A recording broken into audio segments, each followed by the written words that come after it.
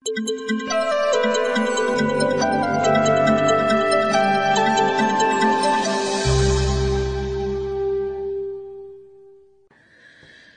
دوستان عزیز، با آموزش دوخت دونی تسبیح در خدمتتون هستم. ببینید ما از این دونه تسبیح باید به تعداد مورد نیاز درست بکنیم و بعد به نخ تسبیح بکشیم و تسبیحمون رو درست کنیم. اول از همه باید یاد بگیریم که چجوری این گوی رو درست کنیم. خب وسایل مورد نیازمون نخ نامرئی که من دارم استفاده میکنم نخ نامرئی شماره 1.5 یا 2 هستش. مروارید شماره 8 و منجوق شماره 8. اگر رفتین مغازه های خرازی یا منجوق فروشی گفتید منجوق شماره 8 میخوام، گفتن عددشون نمیدونن چیه، منجوق درشت بگیرید. ما منجوق ریز داریم، متوسط داریم، درشت داریم توی ایران. میتونید منجوق درشت رو بگیرید. اگر که عدد رو میدونید شماره 8 بگیرید. خب من توی این مهره از 3 تا رنگ استفاده کردم: مشکی، قرمز، سفیده. شما میتونید همین طرح رو بزنید یا اینکه میتونید جای منجوقا و رنگا رو عوض بکنید، طرح‌های مختلف بزنید. خب اصل درست کردن این مهره رو با هم دیگه شروع میکنیم. 4 تا منجوق برای رنگ زمینمون. رنگ زمینه من مشکیه. 4 تا منجوق مشکی برمیدارم، دایرش میکنم.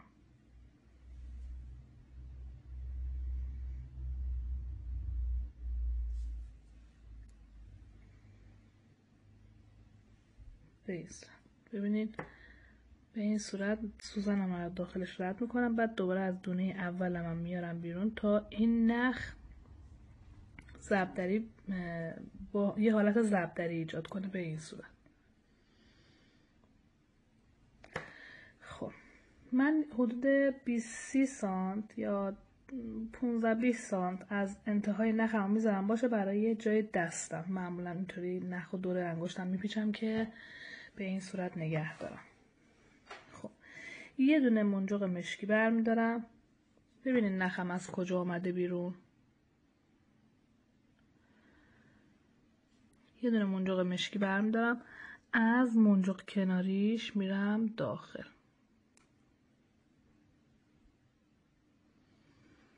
به این صورت. دوباره یه منجوق مشکی دیگه برمیدارم،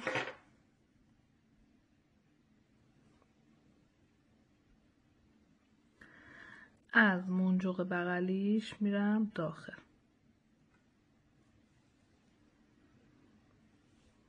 به همین ترتیب ادامه میدم. دوباره یه منجوق دیگه از منجوق بغلیش.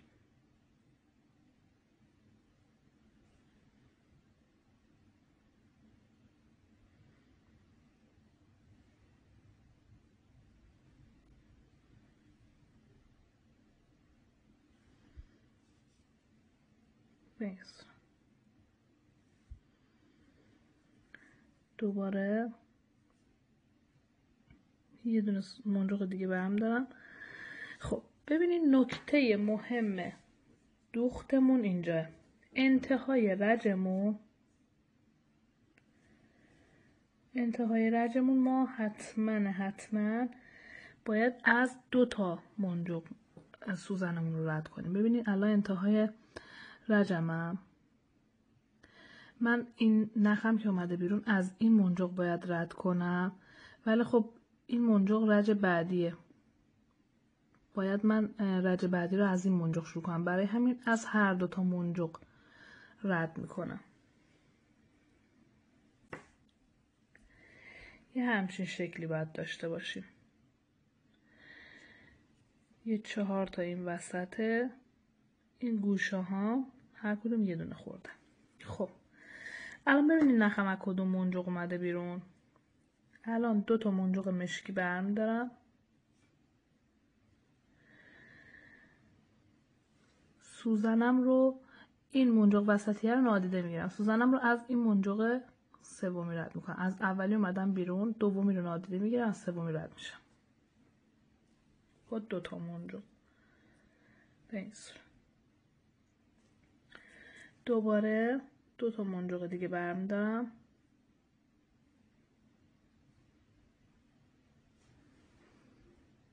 دوباره از اولی اومدم بیرون، دومی رو نادیده میگیرم، از سومی رد میشم. به این صورت دوباره 2 تا منجق دیگه،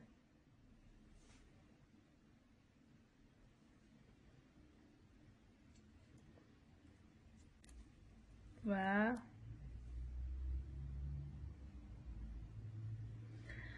میرسم به منجق آخرم. آخر رجم ببینید از اولی اومدم بیرون،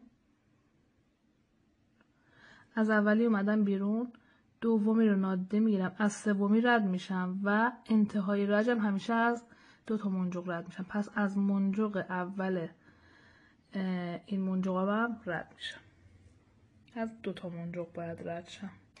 به این صورت. خب قبل از این که رج بعدی رو شروع کنم، من باید این قسمت از کارم رو روی مرواریدم فیکسش کنم. میبینین من مروارید قرمز زدم، ولی وقتی که دوختم تموم شده اصلا معلوم نیستش که اون زیر چه مرواریدی هستش. برای همین خیلی مهم نیست چه رنگی باشه مرواریدتون. حالا مروارید منم مروارید پلاستیکی نیست، سنگه. خب من باید مرواریدم رو جوری روی این کارم فیکس بکنم که دقیقاً سوراخ مروارید بیفته وسط این کار من. ببینید این سوراخ مروارید قشنگ باید بیفته این وسط کار من. پس اینو میذارم این قسمت،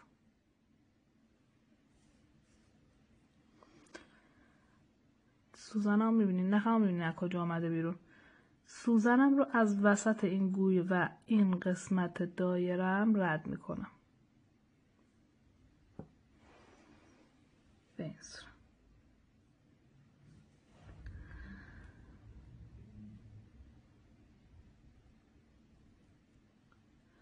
خب اگه از یک طرف فقط فیکس باشه خیلی محکم نمیشه، برای همین این نخم رو میبرم تو این سیاهی های روبروش، از این قسمت هم یک دور رد میکنم.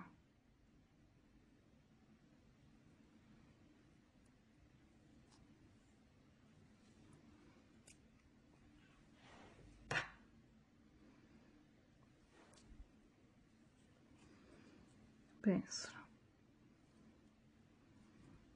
دیدین دقیقاً وسط افتاد. حالا اگر خیلی حساس هستین و میخواین خیلی محکم کاری بشه، از این گوشه هاش هم رد بکنیم.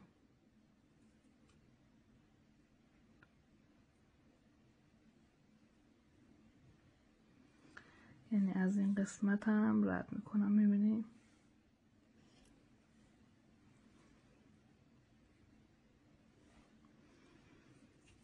از اینم رد کردم. حالا میرسم به قسمت گوشه آخرم. از این قسمت هم رد میکنم تا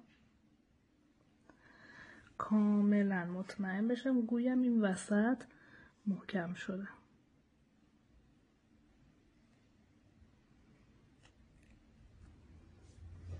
خب ببینید به این صورت از هر 4 طرف این، اگر اینا رو یه گوشه حساب بکنیم، من یک دور این گوشه گذاشتم، یک دور این گوشه گذاشتم، یک دور این گوشه، یک دور این گوشه، و مطمئن میشم که کارم کاملا محکم شده. البته میتونید مثلا سوزنتون از این وسط که اومده بیرون از داخل این منجقا رد کنین، از اینجا بیارین بیرون. ببینید از این منجق هر دفعه توی یه گوشه انجام بدین و از این منجق رد کنین، بعد وصل کنین به وسط گویتون. ولی خب اگر بخواید تو تعداد بالا بزنین این یه خورده وقت گیره. خب الان من بین این منجق دوتاییامو مشکی میزنم، بین اینا که یه دونه منجق فاصله داره اینا رو قرمز میزنم. اینو مشکی میزنم،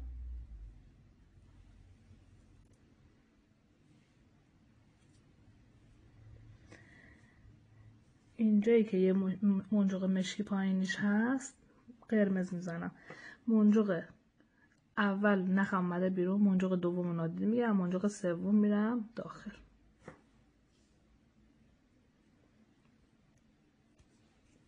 بیس دوباره بین این دوتا منجق مشکی میزنم،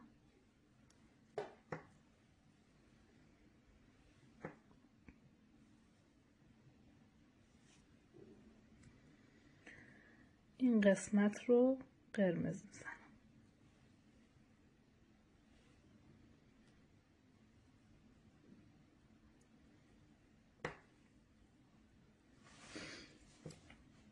دوباره بین این دوتا مشکی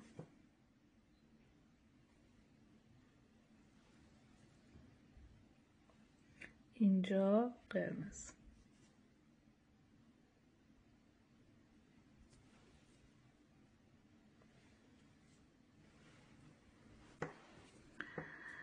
دوباره مشکی،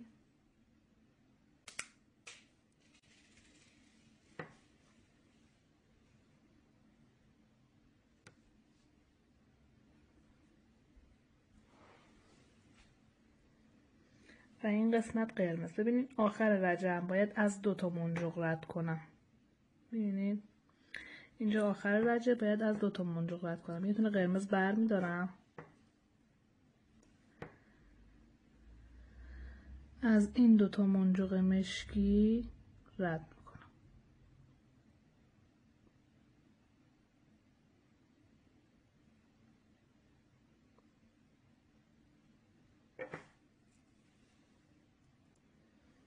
بس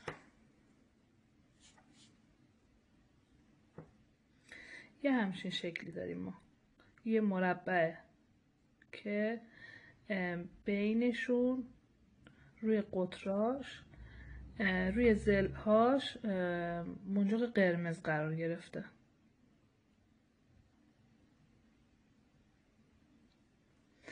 خب حالا برای ادامه کارمون ببینید من الان تا این قسمت درست کردم اینجا. حالا برای دوخت بقیه کارم همه رو باید قرمز بزنم. این ردیف همه قرمزه.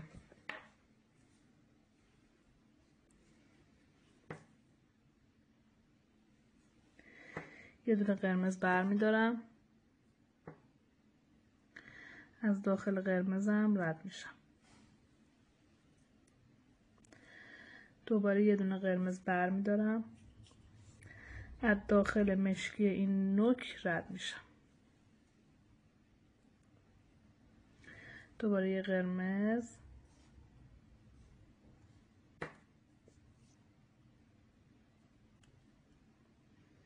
از داخل قرمز رد میشم. یه قرمز از داخل مشکی این نوک. به همین ترتیب تا انتهای رجم رو ادامه میدم. اگر دقت کنید ببینید میگیرم میکشم اینو داره مهرم جمع میشه، منجقام دارن جمع میشن.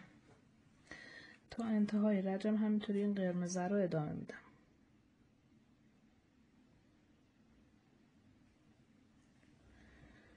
بینز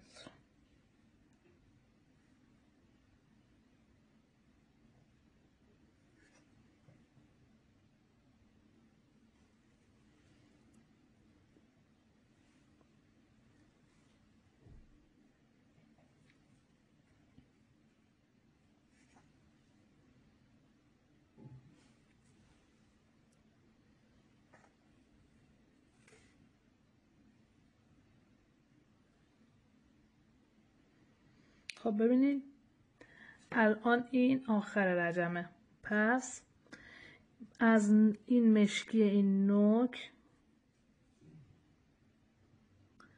و از داخل این قرمز همزمان رد میکنم. خب رج بعدی یه دونه قرمزه، یه دونه مشکیه، یه دونه سفیده. وسط گلمون رو میخوایم بزنیم. یه دونه سفیده، یه دونه مشکیه.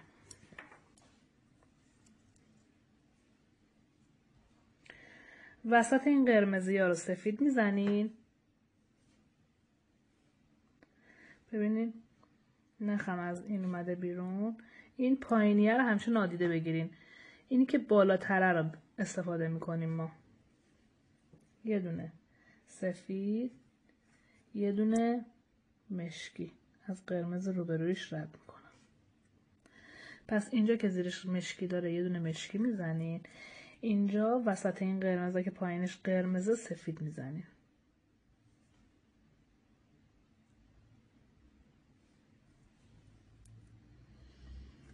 دوباره اینجا که زیرش مشکی وسط قرمزا سفید. میتونین ضرب بزنین، میتونین هر رنگی که خواستی میتونین بزنین.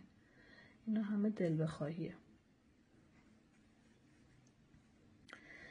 قسمت که مشکی داره مشکی، وسط قرمز هم سفید. خب الان اینجا باید یه دونه مشکی بزنم. آخر رجم هستم، دوباره به سفید رسیدم. همزمان از قرمز و سفید همزمان رد میکنم به این صورت. خب حالا زیر قرمز میزنم، از مشکی رد میشم، دوباره بالای قرمز که زیرش قرمز میزنم. پس یعنی این رج همه دوباره قرمزن. یه دونه قرمز برمیدارم، از مشکی رد میشم. یه دونه قرمز برمیدارم، از سفید رد میشم. یه دونه قرمز برمیدارم، از مشکی رد میشم. یه قرمز برمیدارم، از سفید رد میشم. به همین ترتیب تا انتها.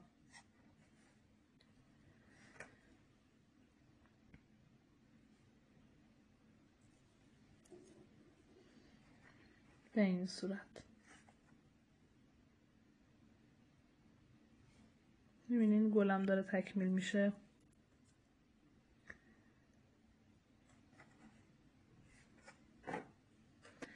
اگر مروارید شماره 8 ندارین، مرواریدتون کوچیک‌تره، میتونین به جای منجوق شماره 8 از منجوق 11 یا 15 استفاده بکنین.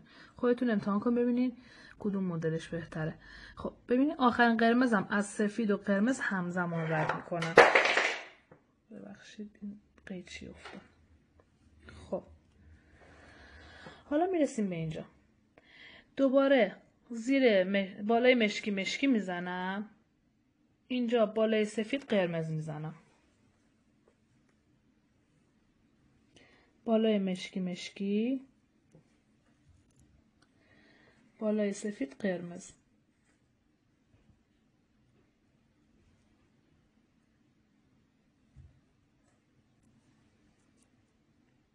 گلم داره بسته میشه دیگه، دیدین؟ بالای مشکی، بالای قرمز، بالای سفید قرمز. بالای مشکی،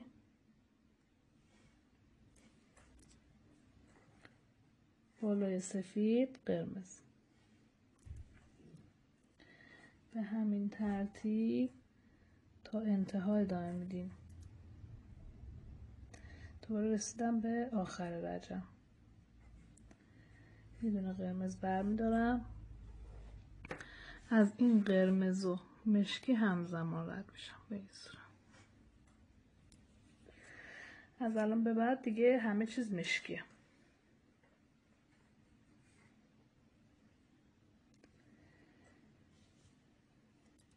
یه مشکی برم دارم از قرمز رد میکنم، دوباره یه مشکی برم دارم از مشکی رد میکنم.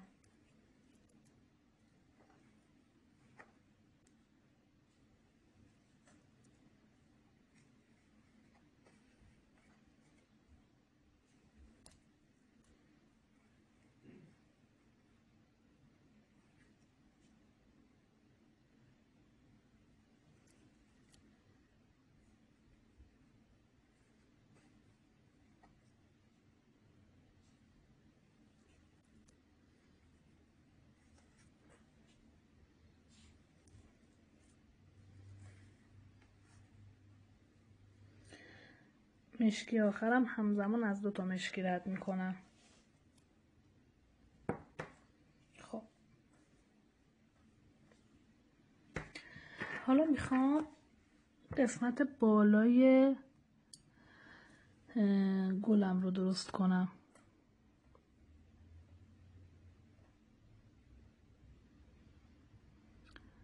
ببینید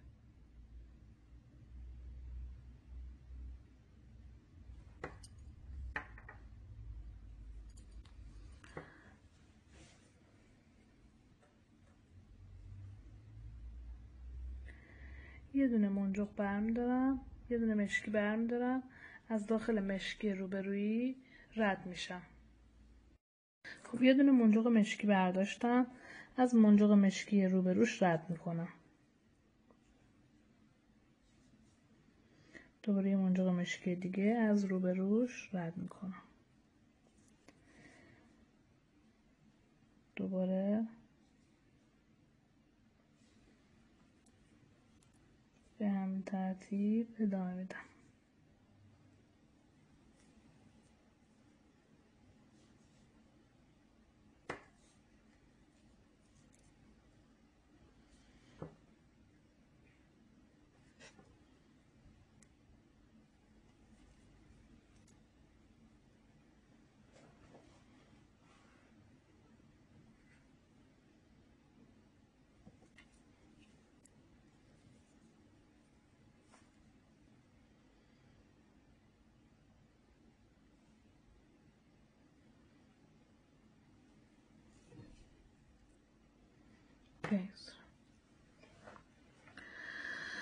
الان یه دونه منجق مشکی برم دارم، همزمان از 2 تا منجق رد میشم.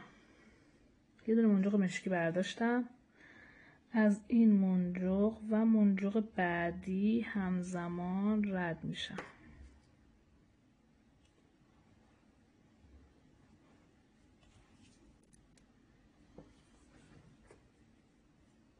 دوباره یه منجق دیگه برداشتم، از این منجق و منجق بعدیش همزمان رد میشم.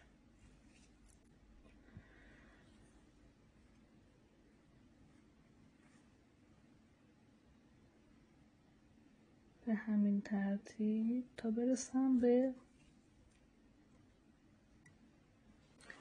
انتهای کارم. الان از اینم باید رد بشم.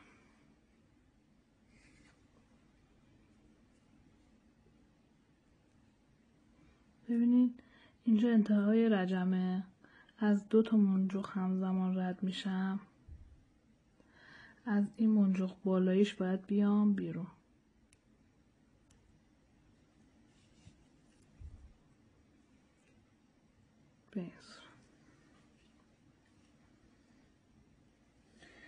الان من 4 تا منجق دارم، یه دونه منجق برم دارم، از این منجق روبرویی رد میشم.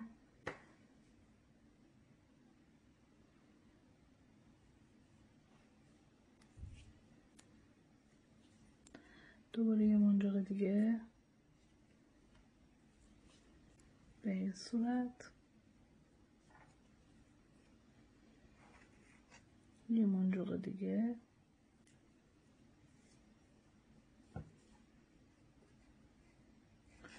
و منجق آخر. بعد که منجاق آخر رد کردیم این سوزنمون رو چند بار از بین منجاقای دیگه رد میکنیم تا کاملا محکم بشه.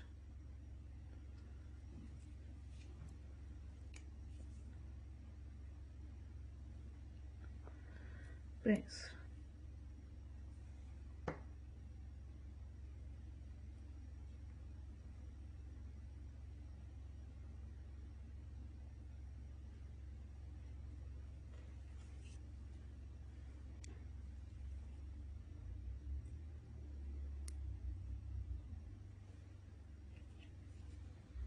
یه چند دور از بین منجاقا رد میشم تا کاملا محکم بشه، بعد بتونم نخم رو قیچی کنم.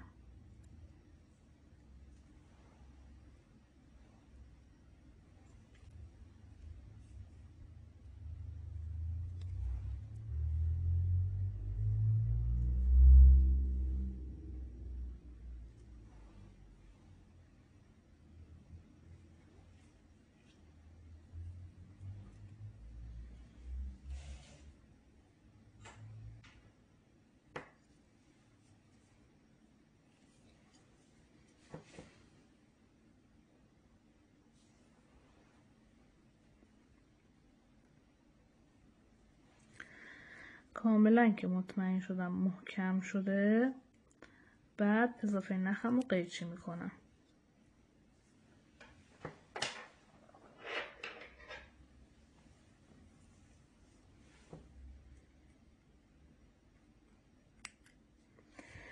با این قسمت نخم همین کار رو انجام میدم. اینم بین منجاقام رد میکنم، بعد قیچیش میکنم. به این صورت مهره تسبیح ما آماده میشه.